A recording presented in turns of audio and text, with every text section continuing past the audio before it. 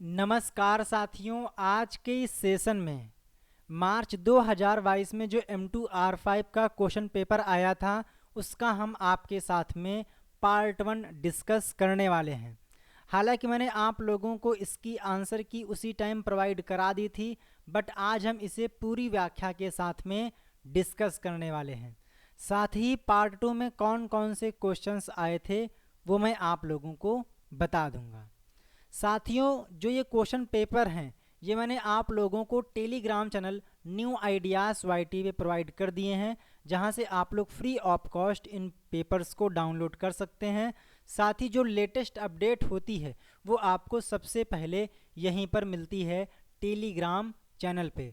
साथ ही आप लोग examzilla.com यहाँ पर जाकर free of cost O level के सभी module, triple C, GK, current affair, इन सभी का फ्री ऑफ कॉस्ट टेस्ट दे सकते हो। साथ ही अगर आप लोग पेड बैच ज्वाइन करने के इच्छुक हैं तो आप लोग यहाँ से पेड बैच के बारे में कंप्लीट जानकारी प्राप्त कर सकते हैं। साथ ही मैंने आप लोगों के लिए सारे मॉड्यूल की बना दी है प्लेलिस्ट, जिसका लिंक आप लोगों को इस वीडियो के डिस्क्रिप्शन में दिया गया है, जहाँ से आप लोग अपनी कंप्लीट तैयारी कर सकते हैं।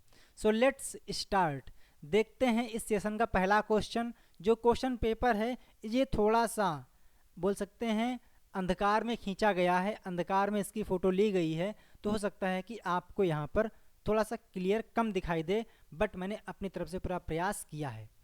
सो देखते हैं पहला क्वेश्चन इस सेशन का 1.1। HTML पेज को पढ़ने और उसे रेंडर करने के लिए निम्न में से किसका यूज़ किया जाता है। तो आपको पता है कि जो भी आपकी वेबसाइट्स होती हैं, वेब पेजेस होते हैं, उसको एक्सेस करने के लिए आप लोग ब्राउज़र का यूज़ करते हो, और जो ब्राउज़र है ये एक एप्लीकेशन सॉफ्टवेयर है। बेसिकली अगर मैं आप लोगों को वेब ब्राउज़र के कुछ नाम बताना चाहूँ तो जैसे कि आपने सुना होगा क्रोम के बारे में, Mozilla Firefox, opera mini, Microsoft Edge, internet explorer, ये क्या हैं? ये कुछ पॉपुलर वेब ब्राउज़र हैं। बेसिकली आपके एग्ज़ाम के लिए वेब ब्राउज़र और वेब सर्वर में क्या डिफरेंस है ये इम्पॉर्टेंट है, तो आप इसको तैयार कर लीजिएगा। बेसिकली यहाँ पर बात आई है HTML की, तो आपको इसका फुल फॉर्म पता होना चाहिए। HTML यानी कि hyper text markup language. Okay, तो 1.1 में आ जाएगा ऑप्शन नंबर ए। नेक्स्ट 1.2, तो 1.2 कहाँ मिलेगा? तो यहाँ मिलेगा। DNS अनुवाद करता है, तो जो DNS है जिसका full form domain name system होता है, ये डोमेन नेम को IP एड्रेस में और IP एड्रेस को डोमेन नेम में कन्वर्ट करता है। तो 1.2 में आप टिक करेंगे ऑप्शन नंबर सी। बेसिकली यहाँ पर एक टर्म दिख रहा होगा आपको IP, तो आपके एग्ज़ाम में IP से भी क्वेश्चन आते हैं। पहला क्वेश्चन कि जो IPv4 है ये कितने बिट का एड्रेस होता है? तो आंसर आएगा 32 बिट का एड्रेस होता है। मैं इसका कलर चेंज करता हूँ क्योंकि ये कलर आपको आंखों में चुभ रहा होगा। तो IPv4 32 बिट का होता है, वहीं जो IPv6 है ये 128 बिट का होता है। इसमें हम लोग पीरियड का यूज़ करते हैं, इसमें हम लोग कॉलन का यूज़ करते हैं। अगली बात कि जो IP एड्रेस है इसे ही हम लोग लॉजिकल एड्रेस कहते हैं, जबकि एक होता है मैक एड्रेस। क्या? मैक एड्रेस, जो कि डेटा लिंक लेयर की ही एक सब लेयर है, जो कि 48 बिट एड्रेस को डिनोट करता है, और इसे हम लोग हार्डवेयर एड्रेस या फिर फिजिकल एड्रेस भी कहते हैं। तो इन बातों को आप ध्यान रख लीजिएगा।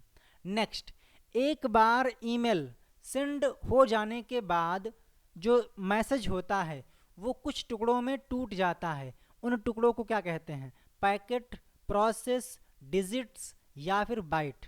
तो उसको हम बोलते हैं क्या? पैकेट। मतलब क्या है? मान लीजिए आपने ईमेल के थ्रू कोई फाइल सेंड की, लाइक वो 3 MB की थी। वो कितने MB की थी? वो फाइल 3 MB की थी।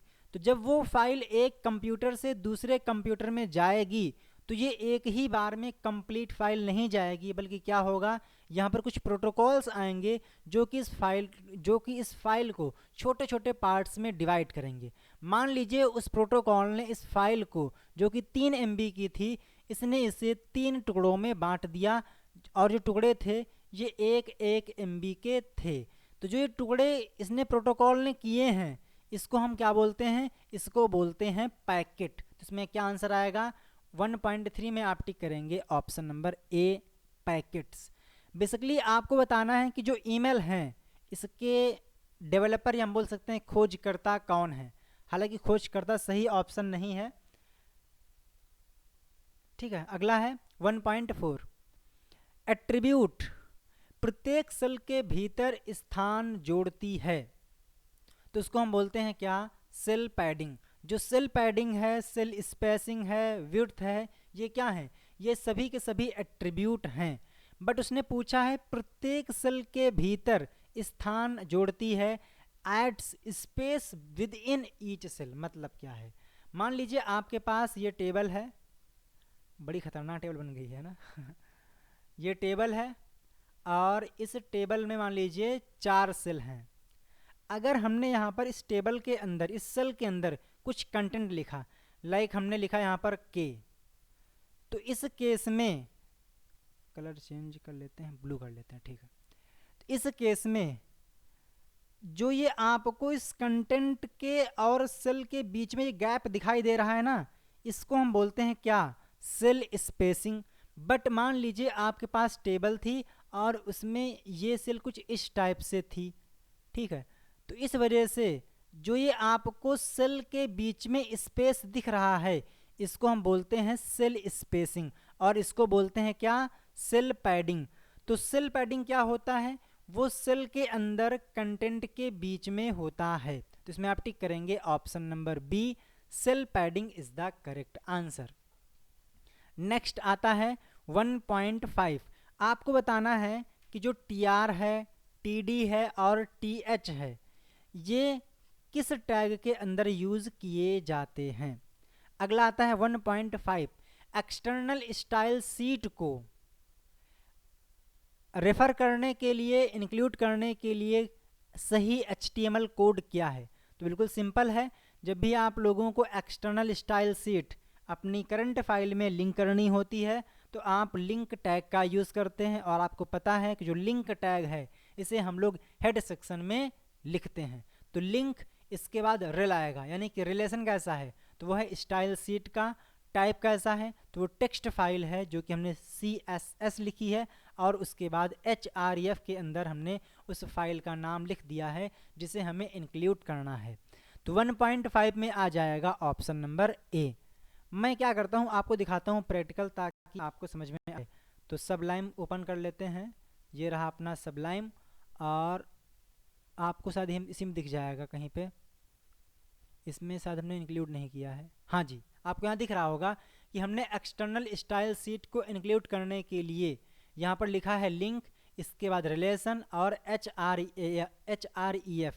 बेसिकली जो ये आपको यहाँ पर दिख रहा है टाइप, ये कंपलसरी नहीं है कि आपको टाइप लिखना ही पड़ेगा, बट अगर आप टाइप लिख देंगे तो इससे जो ब्राउज़र है उसको ज़्यादा उसको दिक्कत नहीं आएगी। तो आप यहाँ पर टाइप लिख दीजिए, जो कि एक सही सिंटेक्स होगा। तो इसमें आप टिक करेंगे 1.5 में ए, मशक्क़त याद आया अब। 1.6, एक एक्सटर्नल स्टाइल सीट को रेफ़र करने के लिए HTML दस्तावेज में सही जगह कहाँ है। तो मैंने आपसे कहा है कि जो भी आपके लिंक टैग होते हैं या मेटा इन्फॉर्मेशन होती है, उसे हम लोग हेड सेक्शन के अंदर लिखते हैं। तो 1.6 में आ जाएगा ऑप्शन नंबर बी। 1.8, अच्छा 1.8 यहाँ पर है, ठीक है। What is the correct syntax for referring to an external script called XXX.js? मान लीजिए आपके पास कोई फाइल है जिसे हमने XXX.js के नाम से सेव किया है। उस फाइल को हमें अपने करंट डॉक्यूमेंट में इंक्लूड करना है। तो मैं क्या कोड लिखूंगा, तो बिल्कुल सिंपल है, आप लिखेंगे स्क्रिप्ट टैग और इसके अंदर एक लिखेंगे attribute and that is SRC, जिसका फुल फॉर्म होता है सोर्स, और इसके अंदर उस फाइल का नाम पास कर देंगे। तो 1.8 में आ जाएगा बी। ध्यान दीजिएगा, जो पेपर मैंने आपके सामने ओपन किया है ये पेज थोड़ा सा ब्लर है तो आपको क्लियर नहीं दिखाई देगा, ठीक है। 1.9, आप अलार्म बोल रहा हूँ, आप अलर्ट बॉक्स में हेलो वर्ल्ड कैसे लिखते हैं? तो बिल्कुल सिंपल है, आप लिखेंगे अलर्ट और ब्रैकेट के अंदर जो भी स्ट्रिंग आपको, जो भी मैसेज आपको प्रिंट करना है आप यहाँ पर लिख देंगे। तो 1.9 में आ जाएगा option number A hello world. 1.10, which of the following is a filter in angular JS? Angular JS में इनमें से कौन सा फिल्टर है? तो करेंसी, डेट, अपर केस, ये सभी के सभी फिल्टर हैं जो कि आपको एंगुलर जेएस में मिलते हैं। तो 1.10 में आ जाएगा ऑप्शन नंबर डी। नेक्स्ट, अब बारी है ट्रू फॉल्स के बारे में। तो सबसे पहला, जावा स्क्रिप्ट की व्याख्या और निष्पादन यानी कि इंटरप्रिटेट और एग्जीक्यूशन करने की तुलना में HTML और CSS को प्रस्तुत करना अधिक तेज है। तो जी बिल्कुल सही है, जो HTML और CSS है इसकी रेंडरिंग फास्ट होती है जावा स्क्रिप्ट के कंपैरिजन में। तो 2.1 हो जाएगा ट्रू। नेगेटिव वैल्यूज़ का उपयोग करके पैडिंग प्रॉपर्टी की अनुमति दी जाती है? जी बिल्कुल गलत है, क्योंकि पैडिंग प्रॉपर्टी में आप निगेटिव वैल्यू को पास नहीं कर सकते हो, तो ये हो जाएगा फॉल्स। 2.3, एक्सटर्नल जावा स्क्रिप्ट फाइल में स्क्रिप्ट टैग होना चाहिए? तो बिल्कुल गलत है, क्योंकि जब भी आप लोग एक्सटर्नल फाइल क्रिएट करते हैं तो उसमें स्क्रिप्ट टैग की रिक्वायरमेंट नहीं होती है, तो ये हो जाएगा फॉल्स। नेक्स्ट, उसी प्रकार से जब आप लोग एक्सटर्नल स्टाइल शीट लिखते हो तो वहाँ पर स्टाइल टैग की नीड नहीं होती है, तो ये भी आपको ध्यान रखना है।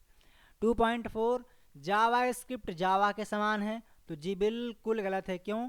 क्योंकि जो जावा है ये ऑब्जेक्ट ओरिएंटेड है, वहीं जो जावा स्क्रिप्ट है ये ऑब्जेक्ट बेस्ड है, तो ये दोनों ही डिफरेंट हैं। नेक्स्ट, एंगुलर जेएस पूरी तरह से HTML और जावा स्क्रिप्ट पर आधारित है? तो जी बिल्कुल सही है, ये हो जाएगा ट्रू। बेसिकली आपको बताना है कि एक्चुअल में एंगुलर जेएस है क्या, इसका आंसर आपको कमेंट करना है। देखते हैं कितने लोगों को इसके बारे में जानकारी है। टेलनेट प्रोटोकॉल पोर्ट 24 पर काम कर रहा है? नहीं भैया, जो टेलनेट है ना ये पोर्ट नंबर 23 पे काम कर रहा है, ना कि 24 पे। तो 2.6 भी हो जाएगा फॉल्स। एक बात और कि जो पोर्ट 25 होता है ये यूज़ करता है SMTP, वहीं जो पोर्ट नंबर 80 है वो यूज़ करता है HTTP। क्या? HTTP यानी कि हाइपर टेक्स्ट ट्रांसफ़र प्रोटोकॉल, तो ये भी आपको याद रखना है। जावा स्क्रिप्ट केस सेंसिटिव है? तो ये बिल्कुल सही है। जावा स्क्रिप्ट, पाइथन, सी लैंग्वेज, C++, रूबी, ये सभी क्या हैं? केस सेंसिटिव हैं। तो 2.7 हो जाएगा ट्रू। हम एंगुलर जेएस में कस्टम डायरेक्टरी बना सकते हैं? तो जी बिल्कुल बना सकते हैं। मैंने आप लोगों को एंगुलर जेएस वाली वीडियो में सिखाया भी है कि एंगुलर जेएस को यूज़ कैसे करना है, उसमें हम लोग कस्टम डायरेक्टरी कैसे क्रिएट करते हैं, तो आप क्रिएट कर सकते हो, ये आपका अधिकार है। तो 2.8 हो जाएगा ट्रू। अगर आपने वीडियो को लाइक नहीं किया है तो आप वीडियो को लाइक कर सकते हैं, अगर आपकी श्रद्धा है, आपकी इच्छा है, आपकी भावना है तो। 2.9, हम बिना किसी प्लगइन के सीधे HTML5 में SVG टैग का उपयोग कर सकते हैं? तो जी बिल्कुल आप कर सकते हो, इसकी कोई मनाही नहीं है। तो 2.9 भी हो जाएगा ट्रू। SVG का फुल फॉर्म आपको कमेंट करना है, और साथ ही SGML का, क्योंकि जो SGML है इसका फुल फॉर्म कई बार आ चुका है, साथ ही SQL का भी, ठीक है। तो इन तीनों के फुल फॉर्म आपको कमेंट करने हैं। अगला है HTML5 में 6 नए सिमेंटिक गुण यानी कि एट्रीब्यूट आरंभ किए गए हैं? तो जी नहीं, HTML5 में 6 से अधिक यानी कि काफ़ी मात्रा में नए सिमेंटिक एट्रीब्यूट को इंट्रोड्यूस किया गया है, जबकि इसने बोला है सिर्फ और सिर्फ 6। तो ऐसा नहीं है, इसको आप करेंगे फॉल्स। तो ये आपके ट्रू फॉल्स भी हो चुके हैं। आपके 20 में से कितने मार्क्स बन रहे हैं आप हमें कमेंट के माध्यम से ज़रूर बताइएगा, ताकि हम समझ सकें कि आपकी जो तैयारी है वो किस लेवल की है, अभी हमें और कितने वीडियोस या किस लेवल के वीडियोस आपको प्रोवाइड करने की नीड है। ज़्यादा छोटा हो गया, नन्ही बच्ची हो गया है, ओके। कुछ ज़्यादा ही छोटा हो रहा है तो मैं इसको क्या करता हूँ, साइज कर लेता हूँ बड़ा। बड़ा नहीं हुआ, क्या बात, शॉर्टकट काम नहीं कर रही है।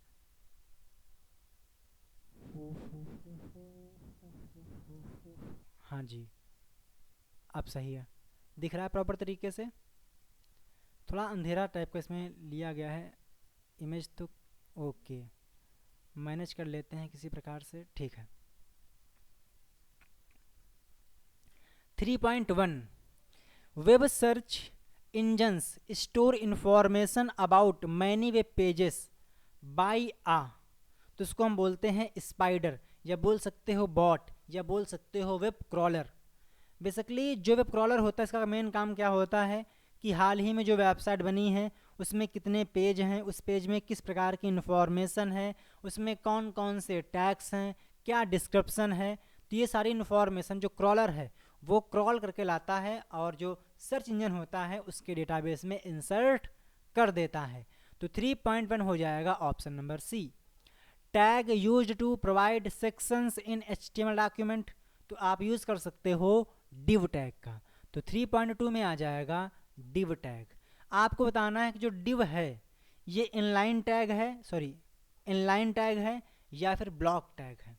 Attribute of marquee tag, basically जो मार्क्यू टैग है इसका जो मेन होता है वो इसमें यहाँ पर नहीं दिया गया है, बट हम लोग यहाँ पर स्क्रॉल को टिक कर लेंगे क्योंकि पूरा होता है स्क्रॉल अमाउंट। तो 3.3 को मैच करेंगे ऑप्शन नंबर ई से। और जो मार्की है ये टैग आपके एग्ज़ाम के लिए भी इम्पॉर्टेंट है, तो इसको आप प्रिपेयर कर लीजिएगा क्योंकि इस पर शॉर्ट नोट कई बार आ चुका है। 3.4 to open a link in new browser window, तो जाहिर सी बात है आप लिखेंगे टारगेट _ ब्लैंक। ध्यान दीजिएगा आपको न्यू पे टिक नहीं करना है, ये क्वेश्चन कई बार कम से कम 7 से 8 बार अब तक की रिपीट हो चुका है। तो जब भी बोले कि आपको लिंक नई विंडो में ओपन करनी है तो आप यूज़ करेंगे _ ना कि न्यू का। 3.5 HTML attribute used to define inline style, तो बिल्कुल सही है। अच्छा हाँ sorry HTML attribute used to define inline style, तो जाहिर सी बात है अगर आप लोगों को इनलाइन CSS डिफाइन करना है तो आप यूज़ करते हैं किसका, स्टाइल एट्रीब्यूट का। CSS property is used for controlling the layout, तो वो होती है डिस्प्ले प्रॉपर्टी, तो आप इसमें मैच कर सकते हैं 3.6 को ऑप्शन नंबर आई से। XHTML का फुल फॉर्म, तो extensible hyper text markup language, यानी कि इसमें आप टिक करेंगे extensible hyper text markup language, यानी कि ऑप्शन नंबर एच आएगा। यहाँ पर हाई नहीं होता है, हाइपर होता है, तो जब भी आप लोग ऑप्शन टिक करें तो ध्यान पूर्वक टिक करिएगा। Application to create edit update file, तो फाइल वो एप्लीकेशन जिसमें आप फाइल को एडिट कर सकते हैं, क्रिएट कर सकते हैं और अपडेट कर सकते हैं, तो वो होते हैं आपके editors like notepad, Sublime, visual code. तो ये क्या है, ये सभी के सभी एप्लीकेशन सॉफ्टवेयर हैं जो कि फ़ाइल को क्रिएट करने, उसको एडिट करने और उसको अपडेट करने के लिए सुविधा प्रोवाइड करते हैं। तो 3.8 में आप मैच करेंगे ऑप्शन नंबर के। 3.9 जावा स्क्रिप्ट इज़ लैंग्वेज, तो जो जावा स्क्रिप्ट है ये एक इंटरप्रिटेटेड लैंग्वेज है, तो 3.9 को आप मैच करेंगे ऑप्शन नंबर ए के साथ।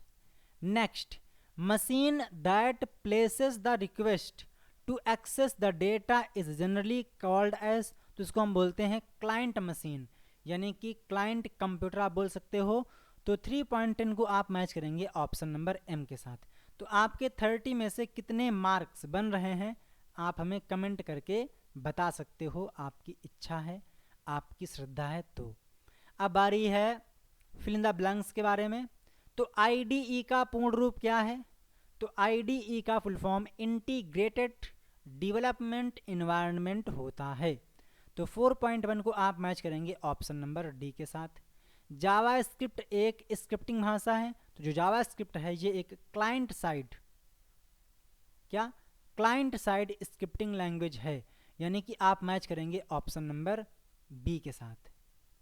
नेक्स्ट, मेन टैग से वर्णात्मक सूची शुरू होती है, यानी कि डिस्क्रिप्टिव लिस्ट शुरू होती है, तो वो होता है DL टैग, यानी कि ऑप्शन नंबर सी सही लगा है।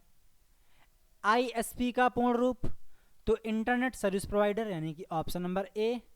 W3CSS ढांचे में किसी भी HTML तत्व को रंगने के लिए किस क्लास का यूज़ करते हैं, तो वो होती है W3 कलर, यानी कि मान लीजिए आपको कलर करना है रेड, तो आप लिखेंगे W3-रेड, आपको करना है ब्लू, तो आप लिखेंगे W3 ब्लू, ठीक है, यानी कि W3 उसके बाद कलर का नाम, यानी कि ऑप्शन नंबर F।